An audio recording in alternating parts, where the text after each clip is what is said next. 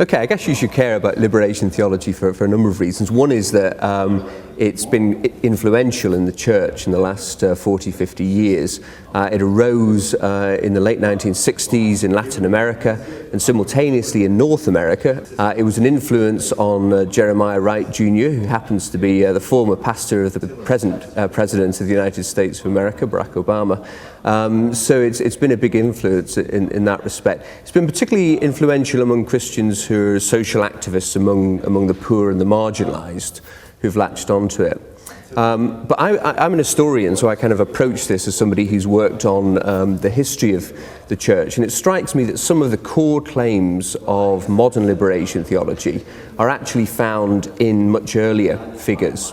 So the claim that God is on the side of the oppressed, that God's particularly concerned for the oppressed and the downtrodden, that Christians should participate in God's mission of deliverance for the oppressed, is something that you find in much earlier figures like the Puritans in the 17th century, but particularly in the abolitionist movements of the 18th and 19th centuries.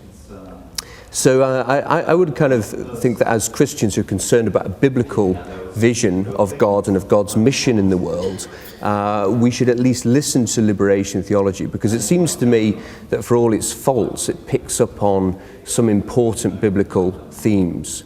In particular, this idea that God acts within history in order to liberate the oppressed, and that Christians have a duty to actually be concerned about breaking the yokes of the oppressed and the downtrodden.